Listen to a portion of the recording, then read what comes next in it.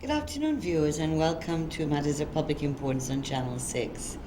I'm Gail Teixeira, Parliamentary Opposition Chief Whip, representing the People's Progressive Party Civic, Members of Parliament, and the People's Progressive Party here on the program. As you know, we will focus on matters of public importance, bring you information and discussions on issues and matters that have concern to you, the Guyanese public, every Thursday between 12:30 and 1:30, right here on Channel 6. And as always, before we get into the real meat of the program, let us remind you about the numbers you can call here, 225-0010 and 225-0008. So feel free, we'll start taking calls around 1 o'clock, so be on standby. And as you know, I always remind you that the Leader of the Opposition office at 304 Church Street is open Monday to Saturday, and that anybody who has issues, problems, needs advice with regards to matters that we as politicians can assist with, please feel free to come in. And that includes people who voted for APNU. They're welcome to come to us. We are there to serve the people of Guyana, all those who voted for us and those who did not vote for us. So we're there every day.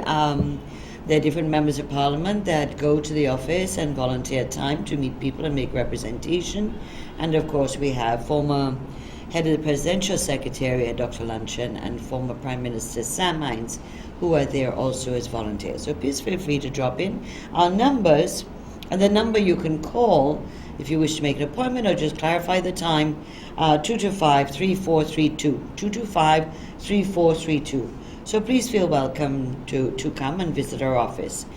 We have members of parliament who are geographic MPs who are meeting people in the regions at set dates and times, some of them at the Party Freedom Houses in the regions, others at other venues. So you are free to make contact with those Freedom Houses in Berbice, Region 1, Region 2, 3, 4, 5, 6, and make contact with them. Of course, 8 and 9, the comrades in 9, they have their meeting once a week. They're available, the geographic MP, once a week at the Lethem Freedom House, just like in the others. And so each week I also remind you about Freedom Radio Anti-Discrimination Committee, and that number is 225-1479, that you can call if you want to report issues that concern you with regards to discrimination, whether it's based on ethnicity, gender, or any other area of discrimination. Please feel free to call that number. And some of you may not be familiar with Freedom Radio, of course. We can be found at 91.1 Demerara, 90.5 Berbice, and 90.7 Essequibo. So please feel free to tune in on that radio program where you'll get lots of information, plus a lot of other programs that are educational and enlightening. Well, you know, we talked about a couple of weeks ago. Last week we had a young MP, Nigel Dharamlal, with us, and we focused on the issue of youth and the government's youth policy and what is not being done for youth in our country, and in fact what were betrayal of the election promises of the APNU-AFC coalition in the 2015 elections. But, you know, we will continue to point out these betrayals and how people were really fooled in the 2015 elections to believe that many of these things they were going to do when they got into office. And as I said, the 100-day one that they proposed, in 100 days they're going to do the following things. Well, it's now 17 months later, and probably one or two items of those many items listed in the first 100 days. Nothing has happened, and of course now they're into their manifesto strategy, which was for their 5-year term. But, you know, let's just talk a couple of things. Today, 9 commissions of inquiry have been held in 16 months. One tribunal to remove the chairman of the Public Service Commission, which you heard yesterday. The court dismissed the charges against Mr. Duncan with regards to the fraud, and so which was a criminal charge against him, and therefore now concerned that this the tribunal really has no foot to stand on it, because it was bringing the charges against the chairman of the Public Service Commission based on the fact that he had been charged However, regardless of those technicalities, the issue is that he was a citizen who sat on a constitutional body through a constitutional process, and who should have been having the right to have been heard in the courts first and found guilty or innocent before being brought before the tribunal on the grounds of dismissal from the chairmanship of the PSC.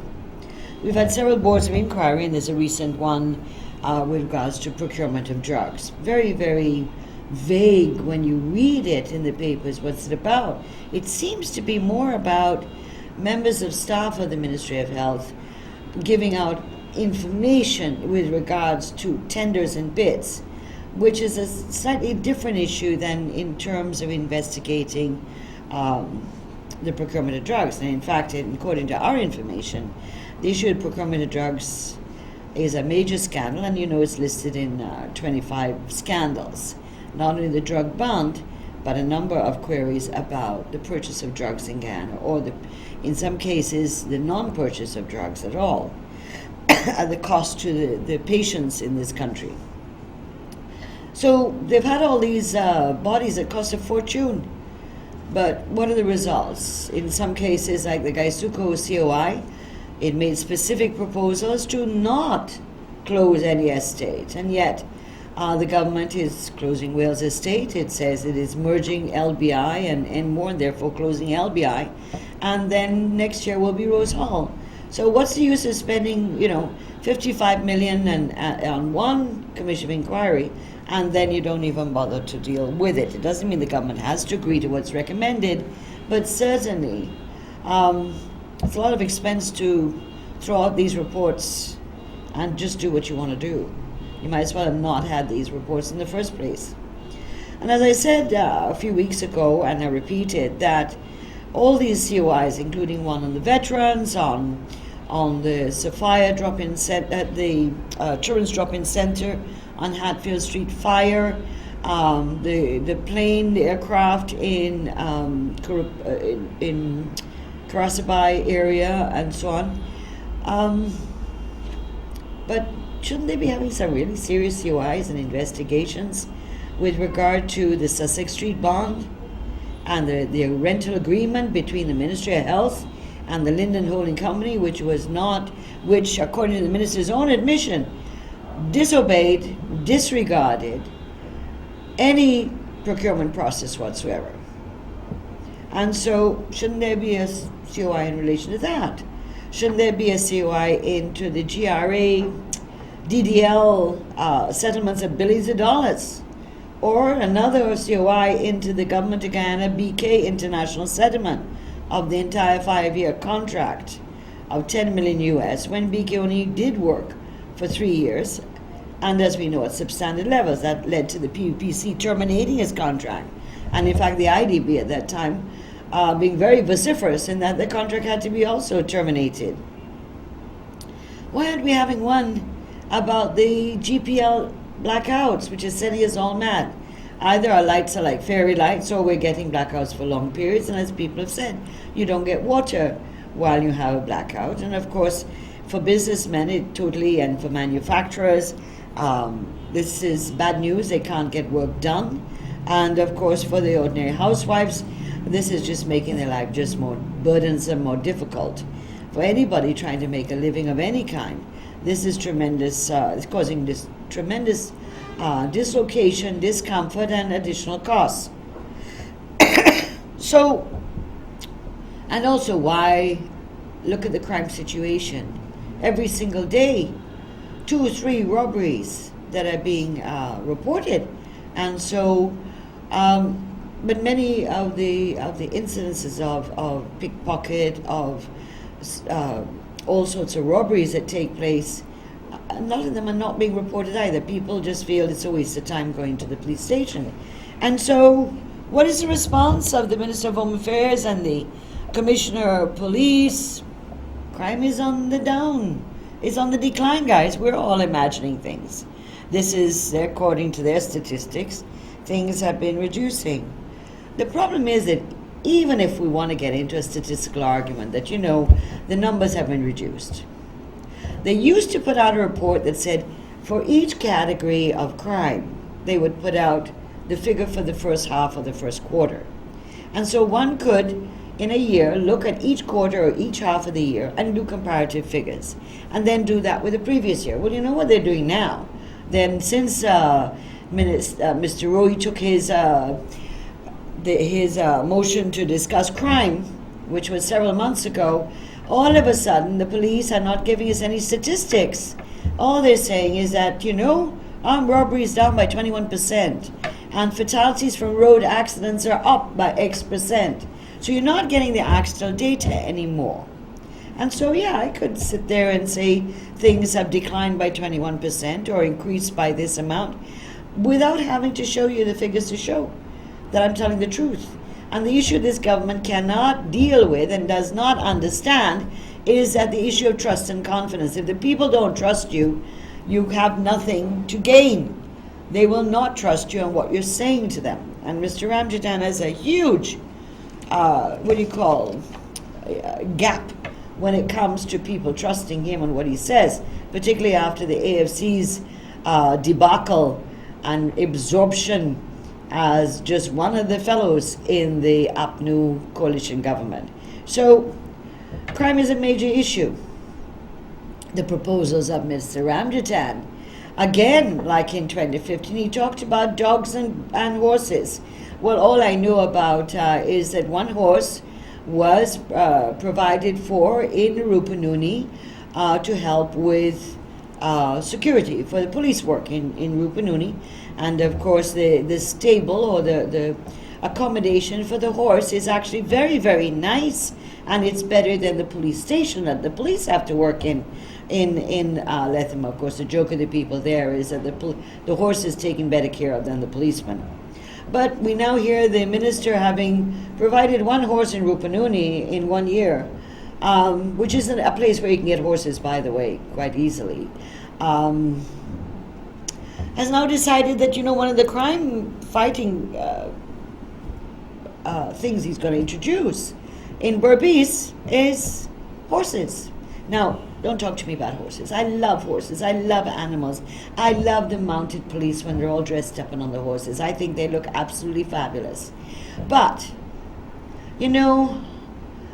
if you've been to quarantine or Berbice, there's an awful lot of distance for a horse to try and catch a robber if he robs someone in Maibikuri. The horses have not much use there. So where are the horses going to be? Are you putting them in the back dam way at the back? And they'll be lodged there permanently, keep an eye on the savannas at the back there, and the ranches and farms way at the back of quarantine. If you're putting them on the front road, they're not of much use. And so this is, as my colleague MP Joe Hamilton had pointed out, about the one horse per police station and the one dog per family approach to crime fighting by Minister Ramjatan in 2015. So the government's cure-all for a number of these things, platitudes they talk about, they've now suddenly discovered that it appears to be unemployment is the cause for crime. I don't know where they've been living. And obviously, there are many social issues that contribute to crime. Many social issues. But you also have some of the big crimes going on is corruption. And that isn't necessarily the ordinary guy on the ground. And that isn't the person who's unemployed. Many times it's persons within government, within ministries, within agencies who are abusing the situation. And so social conditions, yes, contribute, but they are not necessarily the only factors. One has to do a lot of prevention work, a lot of work to make sure, particularly with young boys, a lot of advocacy and assistance to young boys in particular who may not be doing well at school, particularly in secondary level, how to keep them in school, how to mentor, a whole range of things. But there are other social problems. But you could do all the right things, and in any countries they've been doing a lot of these programs. But if you don't do what is police work, which is to reduce the access to weapons, to guns, So if our borders are not secure, we're not able to control the importation and the use of illegal weapons in our country. You could teach young men a lot of things. You could teach older men a lot of things.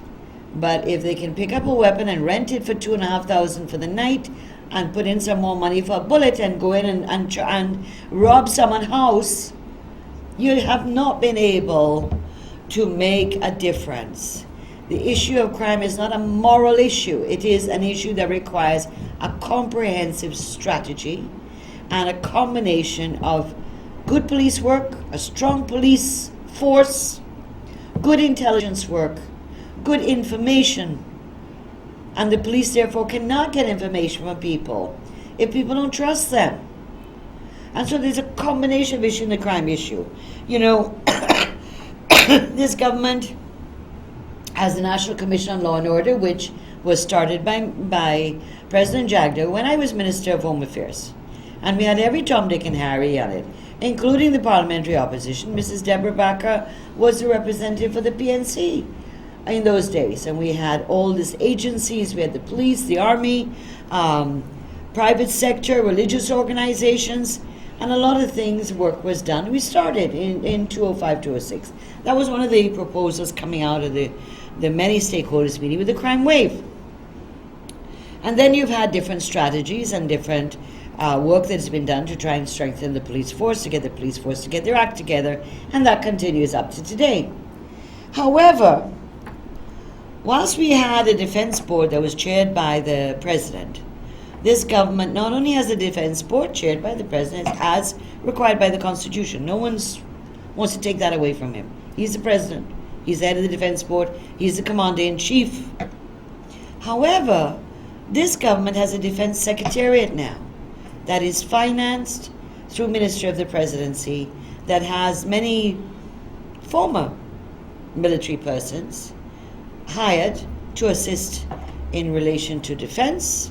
And so anti-smuggling issues to do with guns, weapons of all different types, fuel, trafficking of persons, for example, and narcotics, are all part of a very collaborative approach between the civilian law enforcement and the armed forces, disciplined forces. And so these are things that were in the pipeline. They're still there, I assume. And knowing the heavy presence of the military in the Office of the President, or what is now Ministry of the Presidency, I'm sure the guys, the old chaps and the boys club in the Office of the President, Ministry of the Presidency, is getting their act together. But it's not showing any results. The crime wave is serious, and it is scaring people and scaring businesses. You can't be talking through one mouth about self-employment and pushing entrepreneurship. And you have people on Eccles, women who are self-employed, who have their little businesses, and the trucks are coming out from Eccles to go and buy fish or whatever it is, and the trucks are held up right at the traffic light. And the traffic lights, as far as I know, in most cases, supposed to have what you call the cameras. So the police should be able to pick up some information if there were robberies at these traffic lights, because I heard there have been one or two of those too.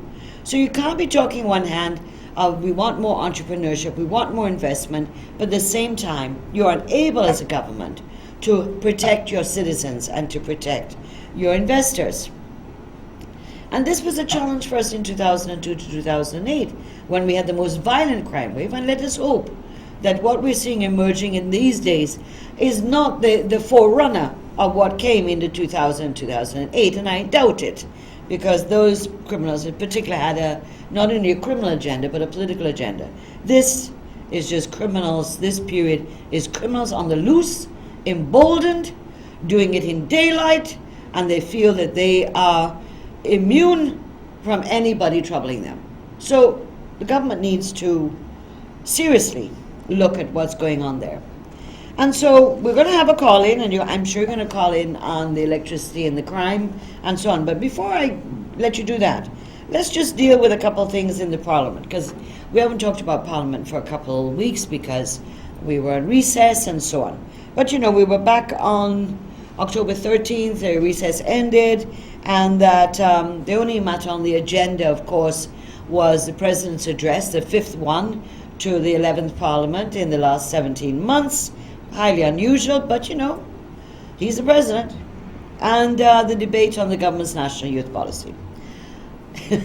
2 items after August 8th, September 8th, October 8th, 2 months. Nothing else on the agenda. Nothing else on the agenda. And I keep warning you, and I've said it before, so you'll say, Teixeira is a broken record, that this government only wants Parliament to be held. When he has a deep interest in Parliament being held, when it has to do with financial papers, clearing money they've spent, clearing money they wish to spend, budgetary matters, supplementary financial papers, this is when they want to have Parliament. And so October 27th, they presented the budgets of the constitutional bodies, which they expanded and put into when they got into government. And so they amended the Constitution to put additional bodies than what the Constitution originally had.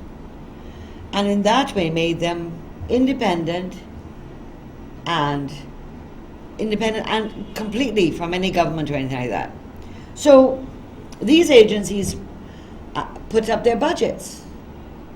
The total of the 16 or 17 constitutional bodies they presented, put up budget, a total of all the agencies was $11 billion. That's what they're asking for in total. The Minister of Finance, as required by the Parliament and the law and the Constitution, had to come to the Parliament on the 27th and put up the proposal of what he felt they should get. And he did. And so he reduced the total budget for all the agencies from 11 billion to 6-point-something billion. He tried to say to the Parliament that this was an increase on 2016. Not so. 2016 budget, which for the constitutional agencies was passed in January this year. The agencies had asked for more money, but they got $8 billion. This is after the minister had cut. This is after the government by majority had voted for the Minister of Finance recommendations. So in fact, the agencies in 2017 are getting less than what they got in 2016. But more important, just as shocking as that, is the GCOM budget. GCOM is the agency that got hit the hardest. GCOM proposed and asked for $5 billion. What was it for? The GCOM, as an independent body by constitutional law, agreed sometime in July, August, that they would have a new house-to-house registration. The list of voters in Guyana is over 500,000. That's too high for a population of 747,000. Proportionality doesn't make sense. And so we had a last house-to-house registration in 2008. So it's time, it's 9 years, it's time to be able to start doing that. And so the GCOM, this is the commissioners, decided that you need to have a new house-to-house registration, and they would be doing electronic registration of the persons based on a house-to-house process. And so this was budgeted for and put into GCOM budget, costing $5 billion. A lot of cameras, a lot of scrutineers that have to go house to house. And this would have started around the middle of next year once all the equipment came in, the training, and so forth.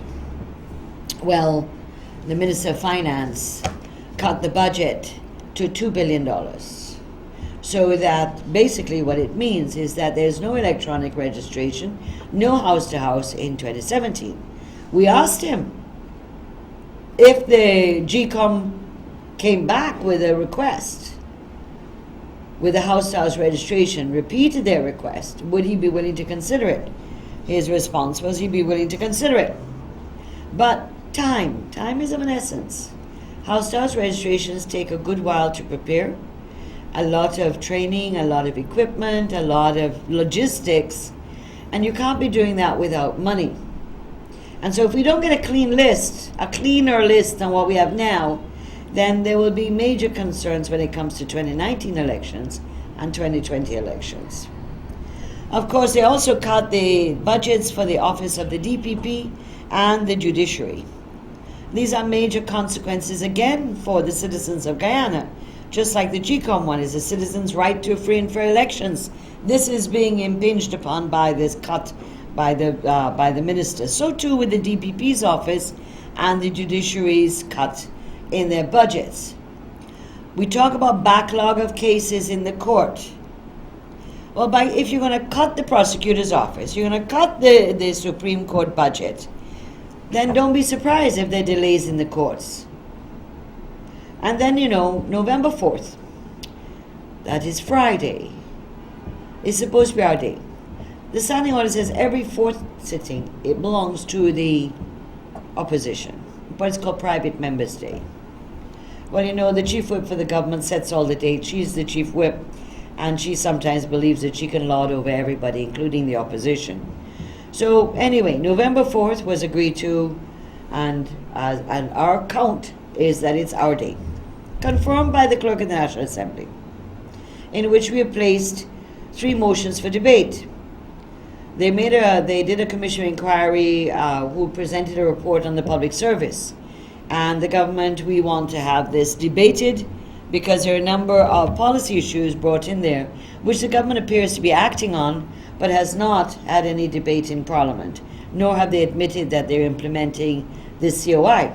However, our position is that any increased hardships on public servants will not be supported by us. And this recommendations report have some serious impingement on hardships. And we have another one on the parking meters in Georgetown. So you in Georgetown, you might be interested if we get to that, because they're now saying it's not our day and the government business has to come before. And what is the government business that's so urgent that has to come before us? It's a motion to debate the address by Mr. Granger on October the 13th. So keep in touch, listen to what's going on in Parliament, get on the websites, get on the live stream, see what's going on. And the parking meters issue is an important one we're going to be debating. We are not in support of the parking meters. We feel this is further imposition of hardships on the Guyanese people, not only people in the city, but businessmen and other people transiting and commuting and using the city on a daily basis. And then, of course, we have, and this is part of the continued hardships of this government. The Linden told, you're moving the Parliament view vendors again. Again, they have to be moved. Well, these becoming like the vendor refugees of Guyana, moving from spot to spot, and the council doesn't know what they're doing.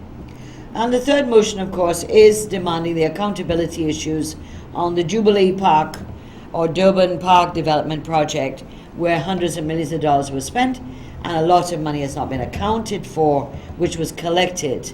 And so we are demanding transparency and accountability on that motion on the parking meters. We're calling not only for the parking meters contract to be cancelled, but also we're calling the Auditor General to come in and do a thorough forensic investigation into the City Council and into how the contract and the procurement process to do with the contract for the parking meters. So too with the Jubilee, we're calling in the Auditor General and a number of agencies to do with this. And then we're also sending to the Speaker the request for a privilege motion to send Dr. George Norton, Minister of Public Health, to the Privilege Committee for misleading the nation and the House on the drug bond with Linden Holding Company. We've also put 2 additional questions, which, as you know, all of these things have to get the approval of the Speaker, and you know that we are not a favorite of the Speaker. The Speaker has consistently shown a disregard and disrespect for the opposition members of Parliament. Something goes wrong on the other side of the House, for those of you who happen to look at these sittings every now and again. The other side does something, they call us names, and he turns and faces us and reprimands us. And it goes on and it goes on. He has utter disdain for the PPPC members of Parliament, even though the difference between the two, 4,506 votes, and that's if you believe that the elections were free and fair, which we don't, of course. And so it is not even a full seat difference between us, and he cannot accord us just basic courtesy and respect. That's all. We don't want him to fall all over us. We want him to stand up on principle and so on. So The privilege motion he could agree to, he could deny. We have 2 oral questions, 2 without notice to the ministers, which we are calling on the Speaker to allow us to ask. And this is one to do with the use of anti-VEC in the water purification systems in Diamond, Bartica, and I think another area, I'm not remembering that area right now, in place of chlorine. This is a serious issue. Anti-infect is not recommended, nor is it in the standards of the WHO PAHO.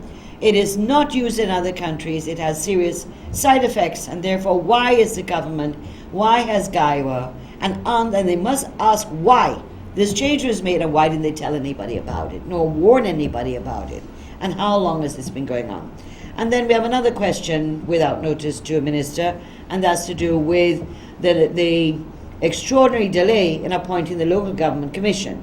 And we have our own views on why that's happening, because of course the new local government commission would be able to deal with the appointment of town clerks and staff at the NDCs and municipal district councils. And of course we know that since the March 18th local government elections, the Minister of Communities and his ministry have been busy appointing and switching around people as overseers and town clerks in the municipalities and the NDCs, trying to hustle and make the changes before the local government commission comes into place, so that by the time the commission comes in place, their boys, their party boys, will be fully ensconced and entrenched in these bodies, and the 48 NDCs that we have won will now have to deal with the same problems that we're dealing with in the regional democratic councils, with the REOs that have been again switched around, appointed, and who are totally uncooperative with the elected regional democratic councils headed by the PPP. So we have a busy day. So November the 4th looks as if it's going to be busy in Parliament, and looks going to be quite interesting for those of you who like to listen to things that are going on in Parliament. But as I said, crime, blackouts, GPL, these are major concerns of our people. And so it's time for me to hand over to you and allow you to call in, and I'm sure they have lots to say on the matters of public importance today. So let's hear from you.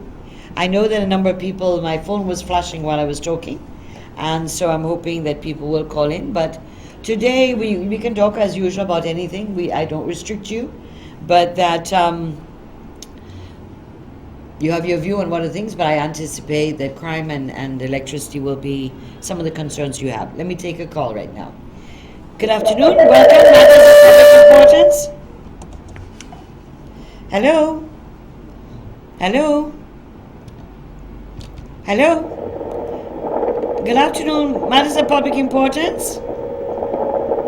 Hello, good afternoon, ma'am. Yes, good afternoon. Welcome to Matters of Public Importance. My respect to you, ma'am.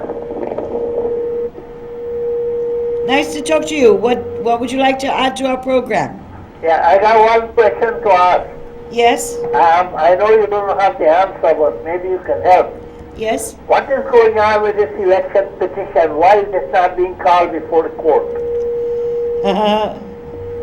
I agree with you. You saw Trinidad finish this, and they started after us. They don't wish to, Lowenfield, by him blocking it, doesn't wish it to be heard. Does the Attorney General got anything to do with this?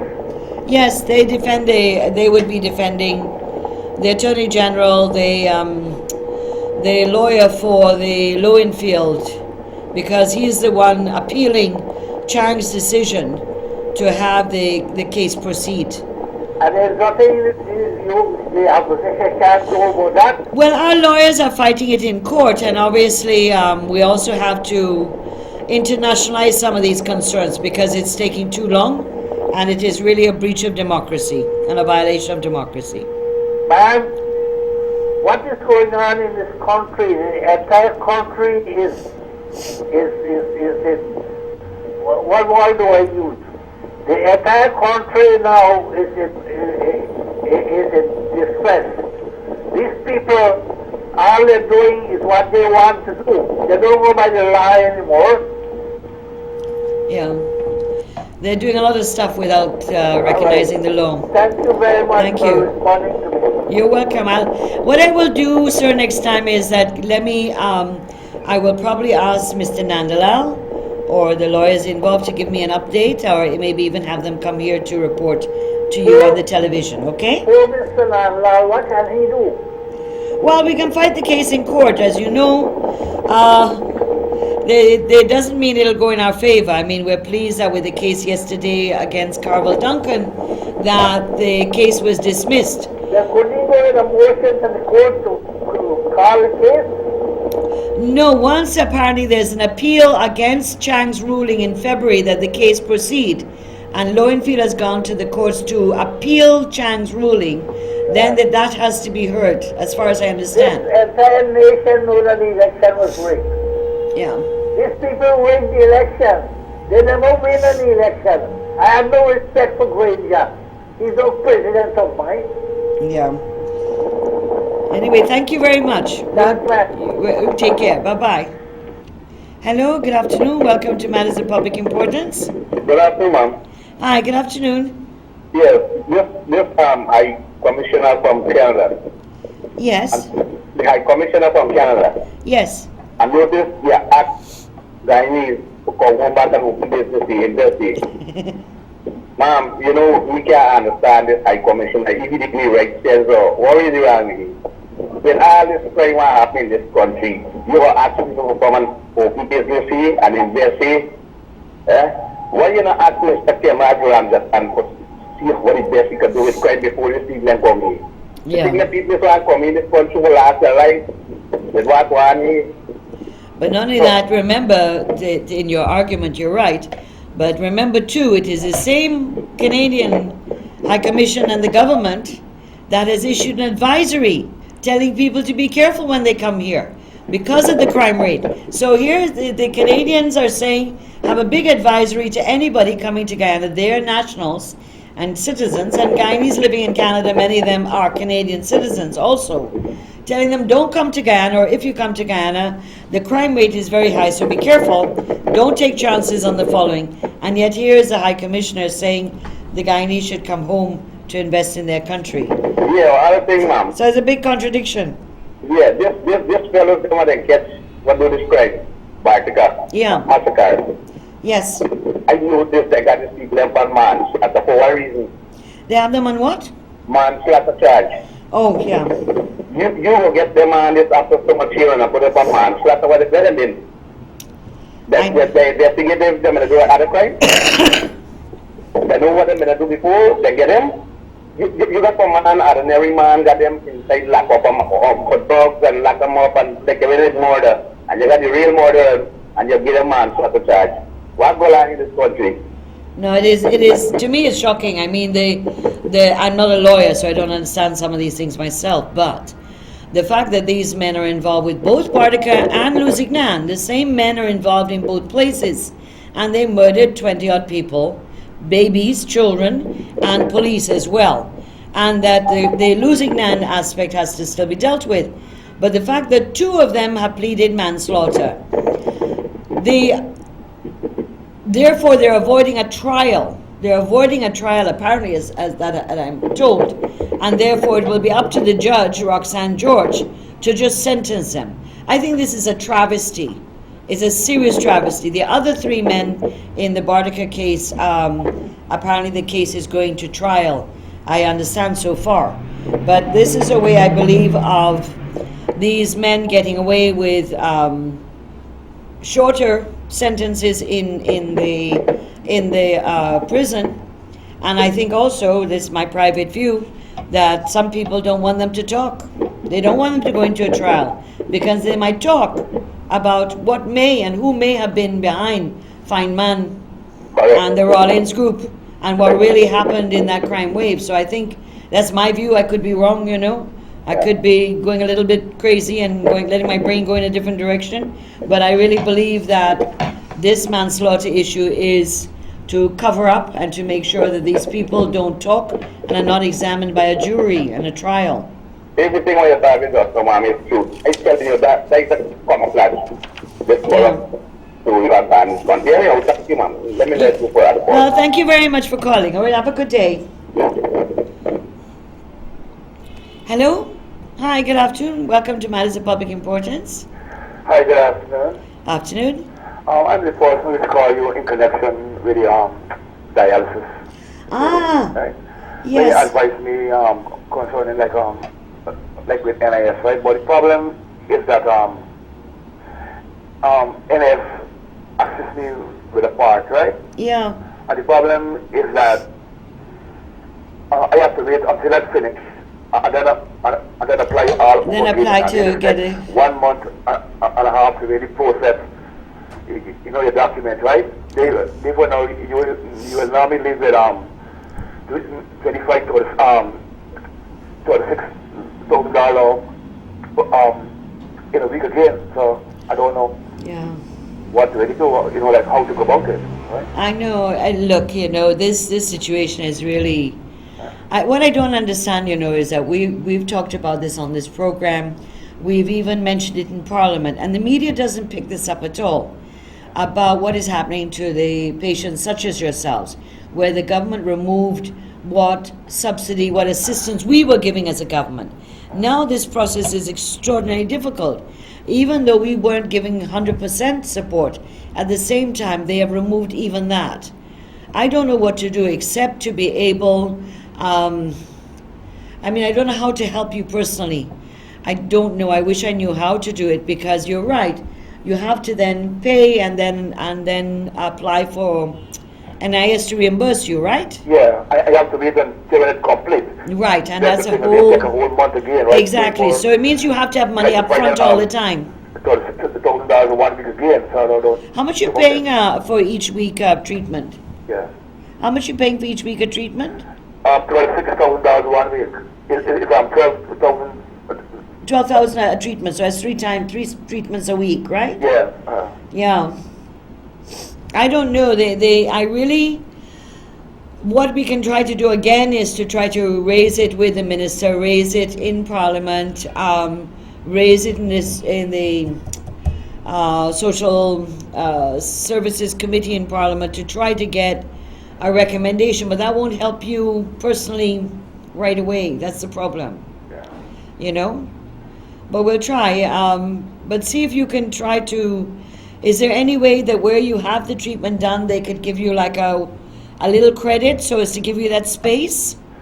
No, you have to pay. I feel before they used to flex, right? But now, Right. you know, the cancel because things get rough. So I don't Right. know. Right? Yeah, because if they could, if you're having 3 treatments a week and they allow you to pay for 1 and owe for 2 and the next week, so you have a rollover, you have a credit with them, but Yeah, when then. I say I work, but I don't work for $6,000 a week. I know. I understand that. Yeah. And nor with your health condition are you able to work a lot either. Because I'm sure with you some days are good and some days aren't so good, huh? Yeah. Yeah? And the thing is that I feel terrible because, I was a sportsman for many years. I was a Right. policeman, and I drive all right long and there's no help. So, Do you get you're getting is there anything the police are doing? You Huh? said you were a policeman? Yeah, but there's nothing that they're doing for me to, They didn't have a social affairs committee or something that used to take care of ex-policemen? No, well, I tried different things, but there's nothing really. All those close. So I say all wrong. So I don't know. Yeah. You did talk to Dr. Luncheon though. You did come in, right? Yeah, but I get to speak to him. You didn't get to speak to him? No. Oh, okay. All right.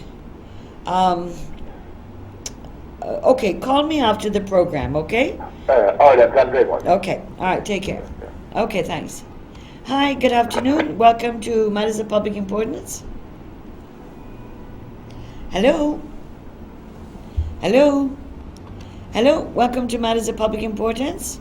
Yeah, madam, good afternoon. Hi, good afternoon. Very nice to see you on this program here. Oh, thank you. But the problem is, everywhere we go in this country, everybody has talk about a change you want, a change you get. A change you want, a change you get. So, what we can do, we don't change. The people them don't in power. We have to wait 5 years, we have to done, that will still happen. But me fed up everywhere we go, people start change I want, I change I want, I change I want. What we can do, we don't change, we done there like that already. But me fed up with them now, man. Everywhere we go, that them attack. I change I want, I change I want, I change again. Now what we get? You don't change, you done there like that. We got to pray and hope and you will go to come out around.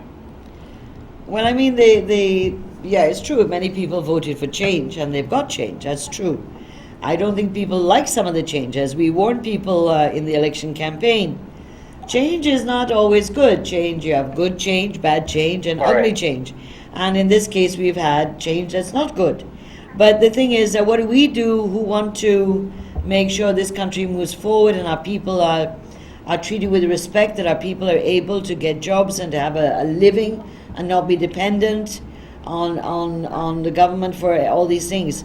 We're going to have to struggle as a people to build back support, to be able to get people to have the courage to stand up.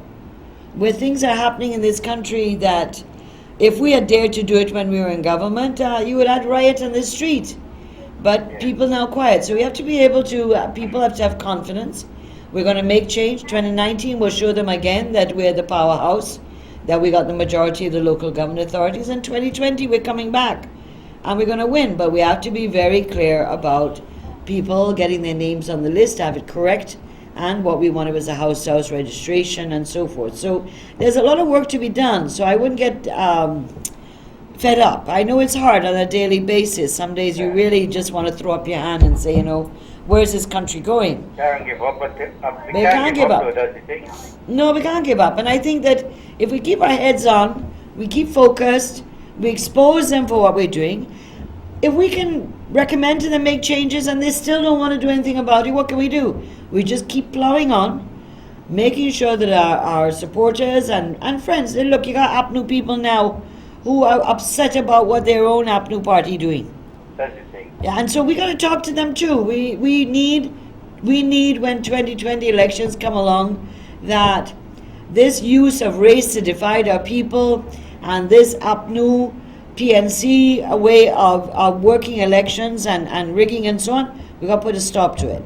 Correct. Right? But you got to stay Okay, madam, positive. I think one main issue I want to talk about is the presence of the police you're not getting around the town. And the country as a whole, you're not getting they're not coming out, like... Especially now that Christmas coming? And the presence, they're not there. Like I live in an area here. Sometimes the whole week pass, you don't see not even one police patrol pass through right. for the day. Really? So these are things that are very important we need to look into. Security is always priority. Yeah, exactly. But I am praying, I'm a Christian, I'm praying for you guys, I pray for the present administration, I pray for everybody. Okay. Because they're there, they're still in charge right now, and then, if God says you guys gotta go back, and I gotta pray for you guys too. Okay, well we need... Because everybody is not perfect. No. You guys maybe made mistakes, maybe Sure. Unconsciously. Sure. And the present government now maybe not perfect either. So I'm praying. I'm really, really praying now. No, well we're But I great. can tell you, I'm praying harder now than before. Well, I'm very happy to hear that. Okay, madam. You have But you, thank you very much for praying for all of us. We appreciate that. Yeah, madam. We all need some Thank you prayers for and listening. support. And you stay strong. Don't give up. You too. You Okay. have a good day. God bless you. You too. Ciao. Bye-bye. Bye-bye. Okay, we're heading to the last few minutes. I'll take one more call if it's not too long. Okay. Hello, good afternoon. Welcome to Matters of Public Importance. Hello? Hi, good afternoon, ma'am. Hi, good afternoon. Welcome to Matters of Public Importance. How are you doing? I'm good, thank you. All right, we can't get some complaints over this Christmas that's coming and the crime too much and the crime chief continues to everything going down. The crime they got control, but like they might lose them for come out more. Yeah, exactly. They're getting very bold. Yeah, they lose them for come out more. Yeah. And in of the East Coast age, and I do not know where the Indian people live. Not at all where the Indian people live. They all of the talking about cleaning city. And the more the previous cities, more mess they're making. Yeah. One more thing, when the AP and the AFC they go in power, they tell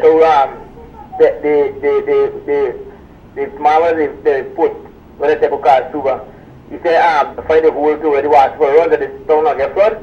And now as the rain because they don't flood out. Yeah. Well, and our next thing, the light that they put in the market, like the whole city a blackout, all the lights out.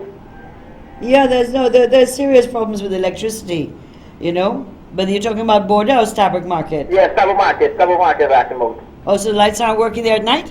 Nothing not working. Anything what they do, I was attacking the crime and the crime get moved every day here. 3-4 bodies here, 2-3 bodies get robbed. It is every day here, every day. Yeah. What do you think Ramjatan should do? We should tell him he resign and bring.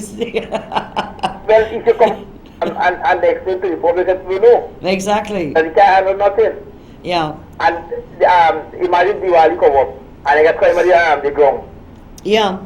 Imagine Diwali come and they get crime at the ground and people who will be back in the hand walking the ground and that never happened in years. That never happened. No, never happened before. And for president, for Guyana, he never said, or the Nagamutu. The Nagamutu, he never said, and never never go up and say something to the public. Yeah. Not one out there to turn up. Oh, neither one of them went? Huh? Neither one of them went to Diwali? Not in the mental Diwali. So who went for the government? I'm sorry, I didn't pay attention. I was asked. We see Sam Hines and Gadby. Well, those are opposition. Well, As we people, we're always there. Our people were always there, but no one went for the government at all, huh? No one went to the government at all. So imagine the people should not to waste all this. Yeah. Huh? That's a really bad thing. They should have gone. And next thing was Sharma went in the PPP time. When the assistant leader, he was the fourth leader now, right? He was the fourth leader in the PPP time. What happened now? Lincoln now see what going on with you know. Which Sharma, Jaipal? Sian Sharma. Oh, Sian Sharma, yeah. Yeah, he was the first one, a lead for go through. And now when I see he lead nothing now and the whole country in corruption. Well, exactly. The crime go up more, the country falling flat, and you not see Sharma no way. Yeah, I know. Well, anyway, I leave that for you to raise that with Sharma on one of his programs. But here he's not having calling programs. You're having no calling program anymore. No, I understand that. Anyway, I've got to run because I've run out of time. The technicians are telling me. No. All right, take care. All right, thank you very much. Bye-bye. Okay. Thank you very much, everybody, for calling in. It's wonderful, as always, to hear your voices and to hear your views. We're running out of time, and I know I started one a couple of minutes late, but I do wish to say this, that the issues that we address, crime and electricity, the issues of trust and confidence of our people in the elected members of government and the opposition. It's important that the government listen to people and include. If you can't include people because they're not supporting the government, which is what this government's doing, then they lose out. They are not representing the people of this country. They're only supporting their supporters. And so there's a level of discrimination and exclusion of citizens of our country that are very important. It seems as if even in a number of the allocation of resources that we're seeing that money goes to areas that are opposition, the PNC areas and stuff like that. Whilst it may be true that when we were in government, we gave to our areas, that's true, but we didn't give exclusively to our areas. We never gave exclusively. If you look at the youth empowerment projects under the Office of the President, hundreds of community centers were built and grounds were prepared for a lot of money in every single region.